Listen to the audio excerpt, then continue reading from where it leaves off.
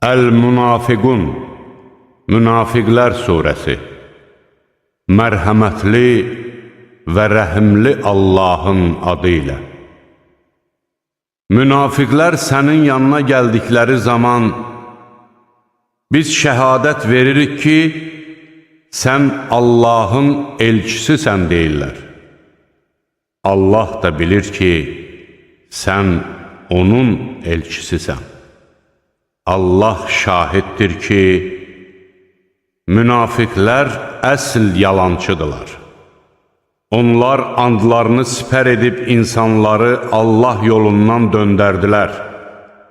Həqiqətən onların törətdikləri əməllər necə də pisdir. Bu ona görədir ki, onlar iman gətirdikdən sonra kafir oldular. Sonra da onların qəlbinə möhür vuruldu. Artıq onlar anlamırlar. Sən onlara baxdıqda bədən quruluşları xoşuna gəlir, danışanda onların dediklərinə qulaq asırsan. Halbuki onlar divara söykədilmiş dirəklər kimidirlər.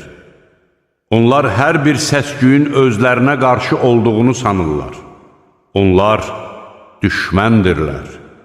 Sən onlardan çəkin, Allah onları məhv etsin. Necə də haqdan döndərilirlər. Onlara, gəlin Allahın elçisi sizin üçün bağışlanma diləsin deyildiyi zaman başlarını yelləyir və sən onların özlərini dartaraq üz döndərdiklərini görürsən. Sən onlar üçün bağışlanma diləsən də, diləməsən də fərqi yoxdur. Allah onları bağışlamayacaqdır. Şübhəsiz ki, Allah fasik adamları doğru yola yönəltməz. Məhz onlar Allahın elçisi yanında olanlara bir şey verməyin ki, dağılıb getsinlər deyirlər. Halbuki göylərin və yerin xəzinələri Allahındır. Lakin münafiqlər anlamırlar. Onlar, əgər biz Mədiniyə qayıtsaq, ən qüdrətlilər, ən alçaqları mütləq oradan çıxardacaqlar deyirlər. Halbuki qüdrət yalnız Allaha, onun elçisinə və möminlərə məxsusdur.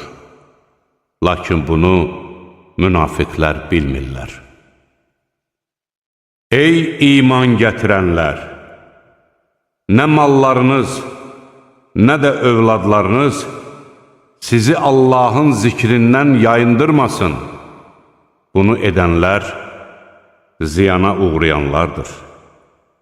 Sizlərdən birinə ölüm gəlib, ey Rəbbim, mənə biraz möhlət ver ki, sədəqə verib əməli salihlərdən olum deməmişdən əvvəl sizə verdiyim ruzidən xərcləyin. Allah əcəli çatmışlara əsla möhlət verməz. Allah sizin nələr etdiyinizdən xəbərdardır.